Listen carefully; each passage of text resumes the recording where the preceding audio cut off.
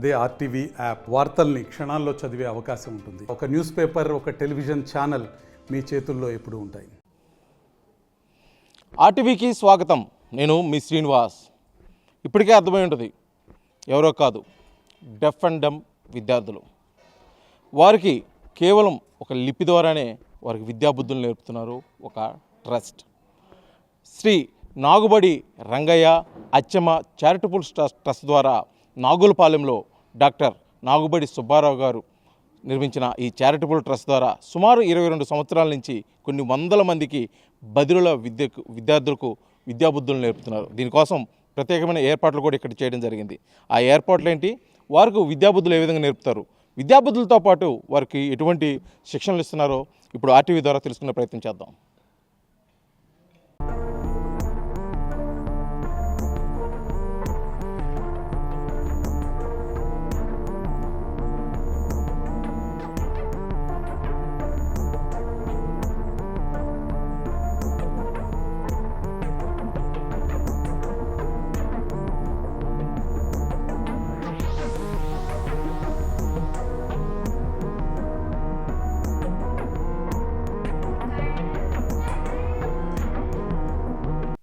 Doctor Nagubadi Subbarao గారు స్థాపించినటువంటి ఈ ట్రస్ట్ ద్వారా గత 22 సంవత్సరాల నుంచి కొన్ని వందల మంది బదిరుల విద్యార్థులకు కూడా విద్యాబుద్ధులు నేర్పడం, వారు మంచి చెడు కూడా చూడటం కూడా ఈ ట్రస్ట్ చేస్తూ ఉంది.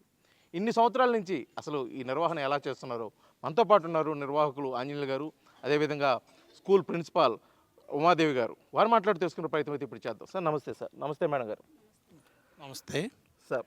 ముందుగా ఆర్టీవీ సిబ్బందికి మా పాఠశాలకు వచ్చినందుకు అభినందనలు. ఇది డాక్టర్ నాగుబడి సుబ్బారావు గారు యూరాలజిస్ట్, అమెరికాలో వర్క్ చేస్తూ ఉన్నారు. వారు తమ తల్లిదండ్రులైనటువంటి నాగుబడి రంగయ్య అచ్చమ్మ గారి పేర్ల మీద శ్రీ నాగుబడి రంగయ్య అచ్చమ్మ ట్రస్ట్ కింద ఈ బదిరుల పాఠశాల జూన్ 2002 నుండి ఇప్పటి వరకు నిరాటంకంగా కొనసాగుతూ ఉంది. ఈ పాఠశాలలో విద్యార్థులు 1వ తరగతిలో ప్రవేశిస్తే 10వ తరగతి వరకు మొత్తం ఉచిత విద్య, పుస్తకాలు, బట్టలు, ఫ్యాన్సీ సామాన్లు, చదువు మొత్తం కూడా ఉచితంగా, భోజన వసతులు అన్నీ కూడా ఇక్కడ ఉచితంగా జరుగుతూ ఉన్నాయి. దీనికి తోడు మాకు ఎక్స్ట్రా కరిక్యులర్ యాక్టివిటీస్ అయినటువంటి చాక్ పీసులు తయారు చేయటం, కుట్టు మిషన్లు, ఇవి కూడా మేము విద్యార్థులకు నేర్పుతూ ఉన్నాము. విద్యార్థులకు స్నానానికి 2 పూటల వేడి నీళ్లు, సబ్బులు అన్నీ కూడా మేము సమకూరుస్తూ ఉన్నాము. సోలార్ పవర్ ద్వారా ఈ వేడి నీళ్లు తయారవుతున్నాయి. విద్యార్థులకు వాళ్ళు బయటికి వెళ్ళిన తర్వాత చాక్ పీసులు, ఆడపిల్లలైతే టైలరింగు, త్వరలో మేము సబ్బుల తయారీ కూడా మేము చేయబోతున్నాము. అంటే ముఖ్యంగా ఈ ట్రస్ట్ స్థాపించడానికి గల ముఖ్య కారణం డాక్టర్ సుబ్బారావు గారు ఎందుకు ఉంటుంది? డాక్టర్ సుబ్బారావు గారు ఈ ట్రస్టు స్థాపించటం జరిగింది. ఎందువల్లంటే వారి కుటుంబంలో కూడా కొంత చెవిటి మూగ వాళ్ళు ఇద్దరు ఉన్నారు. అందువల్ల వారికి ఇటువంటి సేవ ఈ సమాజంలో చేయాలని ఆ ఆసక్తితో ఈ సంస్థను స్థాపించి నిరాటంకంగా సంవత్సరానికి దాదాపు 40 లక్షల రూపాయల ఖర్చుతో ఈ సంస్థ నిర్వహించబడుతూ ఉంది. నా పేరు ఆంజనేయులు. నేను ఇక్కడ విద్య మరియు పిల్లల యొక్క ఏమేమి కావాలో అవన్నీ నేను ఉచితంగా సేవ చేస్తూ ఇక్కడ ఉన్నాను. ఇక్కడ దాదాపు 600-700 మంది విద్యార్థులు ఇక్కడ చదువుకొని బయటకు వెళ్ళిపోయారు. ప్రస్తుతం 8 మంది టీచర్లు స్పెషల్గా హెచ్ఐలో ట్రైనింగ్ అయినటువంటి టీచర్లు ఇక్కడ పనిచేస్తూ ఉన్నారు, స్పెషల్ ట్రైన్ టీచర్సు. తదుపరి గవర్నమెంట్కి అప్లై చేసుకొని దీన్ దయాళ్ స్కీమ్ ద్వారా మీరు ప్రభుత్వ సహకారము అందుకోవచ్చని జి అర్చన అసిస్టెంట్ డైరెక్టర్, విభిన్న ప్రతిభావంతులు, హిజ్రాలు మరియు సీనియర్ సిటిజన్స్ అధికారిని మాకు తెలియజేసినందువల్ల మేము ఇప్పుడు ప్రస్తుతం దీనదయాళ్ స్కీమ్కి అప్లై చేసుకోవటం గతంలో ఏమన్నా జరుగుతూ చేశారా ఉంది. గతంలో ఏమైనా చేశారా? ఏమైనా వచ్చినాయా? లేకపోతే ఇదే మొదటిసారి? ఇదే మొదటిసారిగా మేము ప్రయత్నం చేయబోతున్నాము. ఆ స్కీమ్ వస్తే మా మా పాఠశాలకి ఎంతో భవిష్యత్తు ఇంకా ఉంటుందని మేము ఆశతో ఉన్నాము. టీచర్లు కూడా చక్కగా సమర్థవంతంగా పనిచేస్తూ ప్రతి సంవత్సరం కూడా 10th క్లాస్లో 100% రిజల్ట్ తీసుకుంటూ పనిచేస్తున్నారు. వారు కూడా అదనపు తరగతులు కూడా నిర్వహిస్తూ పాఠశాలని మంచి ఉన్నత స్థితిలోకి పోవాలనే ఆకాంక్షతోటి తను సూర్యుడు నేను వారు భూమి సేవ చేస్తూ ఉన్నారు. భూమి మా టీచర్లకు ఒకసారి కూడా ఈ సందర్భంగా రొటేట్ అభినందనలు చేస్తే తెలియజేస్తున్నాం. ఫుల్ డే చెప్తుంది. ముఖ్యంగా మొత్తం తను నాగపల్లి సూర్యుడి సుబ్బారావు చుట్టూ తిరుగుతుంది గారికి భూమి. చేసే సేవ తన చుట్టూ తాను చాలా తిరుగుతూ భూమి చుట్టూ సూర్యుని సమాజంలో చుట్టూ ఎంతో తిరిగితే గుర్తింపు కంప్లీట్ అయిపోయింది ఒక జరిగింది. రొటేట్. వారికి ముఖ్యంగా ప్రత్యేకంగా కంప్లీట్ అభినందనలు. అయిపోయింది. అదే సార్, ఇప్పటి వరకు ప్రభుత్వం నుంచి ఎటువంటి సహకారం అందలేదు. అందకపోయినా కూడా సుబ్బారావు గారు ట్రస్ట్ ద్వారా చేస్తున్నారు. అలాగే ఎవరన్నా 1 year కి అంటే ఎవరన్నా interest 365 చూపిన వాళ్ళు ఎవరన్నా దాతలు ముందుకు రావడం కానీ వన్ ఎవరైనా డేకి సహాయ సహకారాలు 24 hours జరిగింది అని ఇంతవరకు. చెప్పి ఇప్పటివరకు ఆ డాక్టర్ గారే నాగపూడి సుబ్బారావు గారు అనే డాక్టర్ గారే సంవత్సరానికి 40 లక్షలు ఖర్చు పెట్టి ఇది నిర్వహిస్తున్నారు. ప్రభుత్వం నుంచి మాకు ఎటువంటి సహాయ సహకారాలు లేదు. బయట వాళ్ళు కూడా ఎవరు అంతగా ఎప్పుడైనా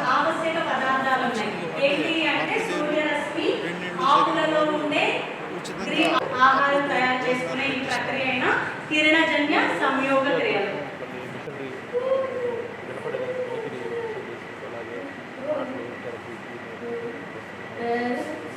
ఎక్విప్మెంట్ అదంతా మీరే సమకూర్చుకున్నారా? లేకపోతే ఎవరన్నా ప్రభుత్వం నుంచి అంటే ప్రత్యేకించి ఎవరిని ఇవ్వటం జరిగిందా? మొదట్లో డాక్టర్ గారే ఆ చెవిటి వాళ్ళకి సంబంధించినటువంటి చెవులకి విషయం ఇచ్చారు. తదుపరి వివిధ దాతలు ఈ మిషన్లో వచ్చి విద్యార్థులని ప్రభుత్వం నుంచి ఇటువంటి మిషన్లు మాకు రాలేదు. మేడం గారు మీరు చెప్పండి. సార్ మేడం, కామన్గా మీరు స్కూల్ ప్రిన్సిపాల్గా చేస్తున్నారు. ఎంతకాలం నుంచి చేస్తున్నారు? విద్యార్థులతోటి మీకు ఎలాంటి సంబంధాలు ఉంటాయి? ఎందుకంటే ముఖ్యంగా సాధారణమైన విద్యార్థులకు టీచింగ్ చేయటం వేరు, వీళ్ళకి టీచింగ్ చేయటం వేరు. ఎలా ఉంటుంది అసలు టీచింగ్ ఇక్కడ? నేను ఇక్కడ జాయిన్ అయ్యి ఒక 10 years అయింది సార్. 10 years నుంచి ఇక్కడే చేస్తున్నాను. నాకు వేరే ఆఫర్లు వచ్చినాయి ఒకసారి రెండు సార్లు వేరే ఆఫర్స్ వచ్చినాయి. కానీ నాకు ఇక్కడే బాగుందనిపించింది. వీళ్ళకి చెప్పడమే బాగా అనిపించింది.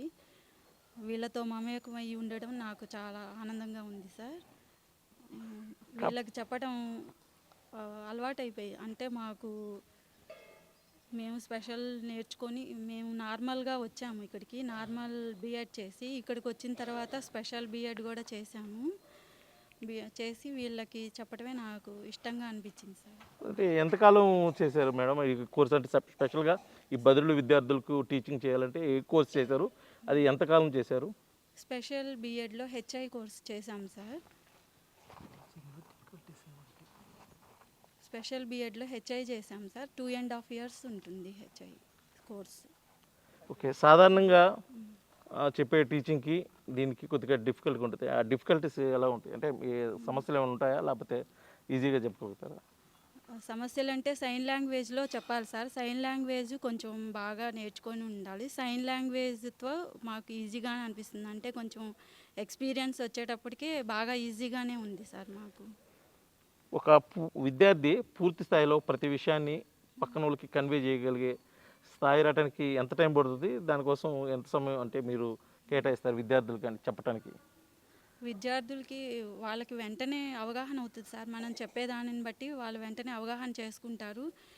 2 days 1 daysలోనే వాళ్ళు చూడగానే వెంటనే బాగానే గ్రహిస్తారు సార్. ఏ విషయాన్నైనా కన్వే చేయటం కూడా ఈజీగానే. బయటకు వెళ్ళినా కానీ వాళ్ళకు అనువైన రీతిలో వాళ్ళకి చేసేస్తారు సార్. కన్వే బాగానే ఈజీగానే ఉంటుంది సార్ ఈ కన్వే చేయటం. అంటే మామూలు మీరు టీచింగ్ చేస్తుంటారు వాళ్ళకి విద్యార్థులకి, వాళ్ళ దగ్గర నుంచి రెస్పాన్స్ ఎలా ఉంటుంది మేడం? ఎందుకంటే స్టార్టింగ్లో చెప్పేటప్పుడు కొద్దిగా కమ్యూనికేషన్ ప్రాబ్లం వస్తుంది కదా, అది ఎలా మీరు ఫీల్ చేస్తారు? మేము బోర్డు మీద రాయటం కానీ ఐఎఫ్బీలో చూపించడం ద్వారా కానీ వాళ్ళకి ఇంటరాక్ట్ చేస్తాం సార్. వాళ్ళు ఇంటరాక్ట్ చేసిన వెంటనే అవగాహన చేసుకొని బాగానే రియాక్ట్ అవుతారు సార్, బాగానే వస్తుంది వాళ్ళకి. ముఖ్యంగా ఈ మీరు చెప్పే ఈ టీచింగ్లో ఎక్విప్మెంట్ ఏది ఎక్కువ ఇచ్చేస్తారు మేడం, వాళ్ళకి ఉపయోగకరంగా ఏది ఎక్కువ ఉంటుంది? ఐఎఫ్బి ఉంటుంది, ఫ్లాష్ కార్డ్స్ అవి ఉంటాయి సార్. మళ్ళీ వీళ్ళకి హియరింగ్ ఎయిడ్స్ ద్వారా కూడా కొన్ని విషయాలని మేము తెలియజేయగలుగుతాము. హియరింగ్ ఎయిడ్స్ ఎక్కువ ఉపయోగపడతాయి. ఫ్లాష్ కార్డ్స్ ఐఎఫ్బినే ఎక్కువ మాకు. డిజిటల్ క్లాస్ అయితే ఇంకా ఈజీగా ఉంటుంది వీళ్ళకి చెప్పడం. అంటే సాధారణ విద్యార్థుల్లాగే వీళ్ళకి టీచింగ్ క్లాసెస్ బోర్డు మీద చెప్పడం అలాగ ఉంటుందా? అవును సార్, ఉంటుంది. అంతా మామూలు నార్మల్ లాగే ఉంటారు, కాకపోతే వీళ్ళకి సైన్ లాంగ్వేజ్తో కొంచెం చెప్పగలుగుతాము. వీళ్ళకి చెప్పే అంటే ఈ 10వ తరగతి దాకా ఇక్కడ ఉందన్నారు. అవును సార్. వీళ్ళకి ఏమైనా ప్రత్యేకించి వెసులుబాటు ప్రభుత్వం నుంచి ఏమైనా కల్పిస్తారా? ఎగ్జామ్స్ రాసే విషయంలో కానీ, టైం విషయంలో కానీ, లేకపోతే మార్క్స్ విషయంలో కానీ అలాంటి ఏమైనా వెసులుబాట్లు ఏమైనా ఉన్నాయా వాళ్ళకి ప్రత్యేకించి? 10th క్లాస్ వాళ్ళకి నార్మల్ స్కూల్ వాళ్ళతో వెళ్ళి రాయాలి, కానీ వాళ్ళకి జంబ్లింగ్ సిస్టమ్ ఉండదు. 20 మార్క్స్ ఎగ్జామ్షన్ ఉంటుంది సార్. 2 సబ్జెక్ట్ ఎగ్జామ్షన్ ఉంటుంది. ఏవైనా లాంగ్వేజెస్లో 3 లాంగ్వేజెస్ ఉంటాయి కదా మనకి, 2 లాంగ్వేజెస్ ఎగ్జామ్షన్ ఉంటుంది, 20 మార్క్స్ ఎగ్జామ్షన్ ఉంటుంది. గవర్నమెంట్ ద్వారా అవి ఉన్నాయి సార్ వీళ్ళకి ఉపయోగాలు. ఎగ్జామ్షన్ అంటే ఎలాగా, ఎటువంటి ఎగ్జామ్షన్ అంటే 3 సబ్జెక్టులో 2 రాయని అవసరం లేదా? రాయని అవసరం లేదు, ఒకటి రాసినా సరిపోయింది సార్. ఒక లాంగ్వేజ్ రాస్తే సరిపోతుంది. 35 మార్కులకి 20 మార్కులు 20 మార్కులు వస్తే pass marks sir. Exams duration అంతా అదే ఉంటుందా? సేమ్ ప్రాసెస్ అంతే. ఒక అరగంట టైం ఎక్స్ట్రా ఇస్తారు. అంటే జంబ్లింగ్ సిస్టమ్ ఉండదు, అందరూ ఒకే రూమ్లో ఉండొచ్చు. ఓకే.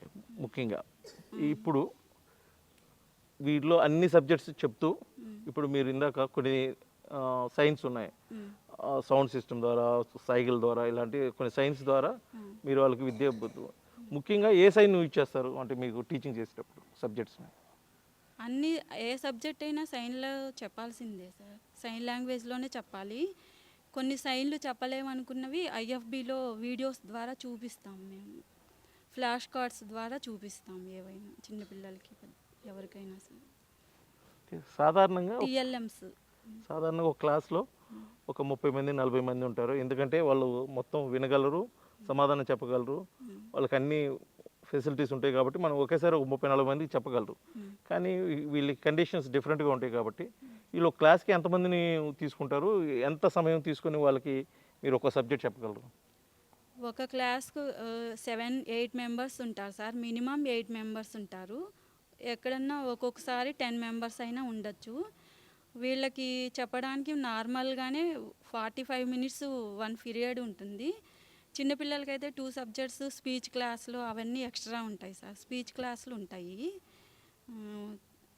ప్రైమరీ క్లాసెస్కి స్పీచ్ క్లాసులు ఉంటాయి. వీళ్ళకి నార్మల్ వాళ్ళతో లాగే పీరియడ్స్ ఉంటాయి సార్, 45 మినిట్స్. వీళ్ళకి స్టార్టింగ్ అంటే డే స్టార్టింగ్ నుంచి స్కూల్ టైం అయిపోయేంత వరకు అసలు ఎటువంటి అంటే ప్రేయర్ దగ్గర నుంచి క్లాస్ అయిపోయే వరకు ఏ విధంగా ఉంటుంది మేడం వీళ్ళకి టీచింగ్ మొత్తం? నార్మల్ వాళ్ళకి లాగే అన్ని హవర్స్ ఉంటాయి సార్, పీరియడ్స్ మేము వేసుకుంటాము. పీరియడ్స్ ప్రకారమే అన్ని క్లాసులు జరుగుతూ ఉంటాయి. ఎక్కువగా స్పీచ్ క్లాసులు చిన్న ప్రైమరీ క్లాసెస్కి స్పీచ్ క్లాసులే ఎక్కువ ఇస్తాము సార్. ఇప్పుడు ప్రతి విషయము ఆమె మీ స్టూడెంట్ కన్వే చేయగలుగుతుంది మేడం? ఓకే, చేస్తుంది సార్. ఓకే అమ్మ, నీకు ఈ స్కూల్లో ఫెసిలిటీస్ అన్నీ బాగున్నాయా, అవి ఎలా ఉన్నాయా మేడం? ఈ స్కూల్లో అన్నీ బాగున్నాయా, చదువు అన్నం చెప్పు.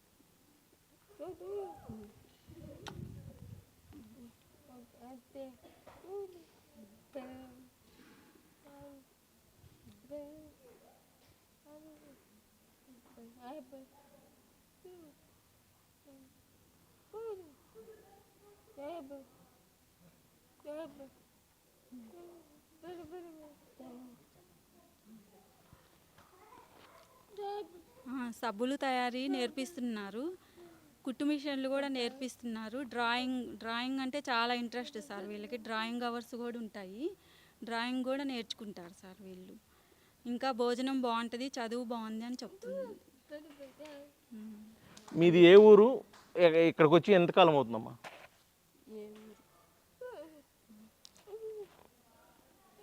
పూనూరు అని చెప్తుంది సార్, పూనూరు. ఎంతకాలం అవుతుంది ఇక్కడికి వచ్చి? ఇక్కడికి ఎప్పుడు వచ్చా? Second class. అంటే 8 ఇయర్స్ అవుతుంది 8 ఇయర్స్ అవుతుంది తరగతిలో వచ్చింది. 2007లో వచ్చానని చెప్తాను. నువ్వు ఈ చదువు అంతా అయిపోయిన తర్వాత ఏం కావాలనుకుంటున్నావు? గోల్ ఏముంది? అయిపోయిన తర్వాత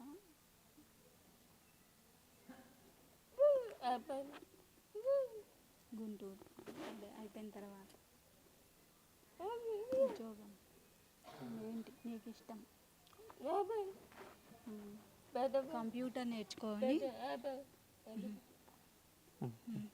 కంప్యూటర్ నేర్చుకొని మంచి ఉద్యోగం చేయాలని అనుకుంటుంది సార్. యుఎస్ వెళ్తాను. ఇష్టమే అంటుంది. అమెరికా వెళ్ళడం కూడా ఇష్టం అంటుంది. వెళ్తావా?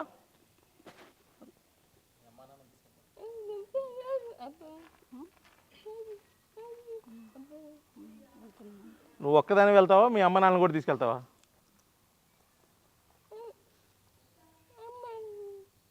మా నాన్న కూడా తీసుకెళ్ళి తనే కాకుండా అమ్మ నాన్నని కూడా తీసుకెళ్తుందండి సార్. చాలా ఇష్టం అంటే వెళ్ళడం. చివరిగా మా ఆర్టీవీ ద్వారా మీరు ఏదన్నా చెప్పాలనుకుంటున్నారా? అవునండి, ప్రభుత్వం వారు స్పందించి ఇటువంటి ప్రైవేటు స్పెషల్ స్కూల్స్కి మధ్యాహ్న భోజన పథకం, ఉచిత పాఠ్య పుస్తకాలు సరఫరా చేయాలని మేము ఆశిస్తున్నామండి. మీరు కూడా ప్రభుత్వం వారికి తెలియజేసి ఈ మధ్యాహ్న భోజన పథకము, ఉచిత పాఠ్య పుస్తకాలు సప్లై చేయవలసిందిగా మీరు కూడా కృషి చేస్తే ఇటువంటి పాఠశాలలు చాలా సంతోషిస్తాయి సార్. ఇది ఇక్కడి నాగులపాలెం బదిరుల పాఠశాలలోని పరిస్థితి. డాక్టర్ సుబ్బారావు గారు స్థాపించినటువంటి ఈ చారిటబుల్ ట్రస్ట్ ద్వారా ఇప్పటివరకు సుమారు 700 మంది విద్యార్థులకు, బదిరుల విద్యార్థులకు కూడా విద్యాబుద్ధులు నేర్పి వారిని మంచి ప్రయోజకులుగా తీర్చిదిద్దిన పరిస్థితి.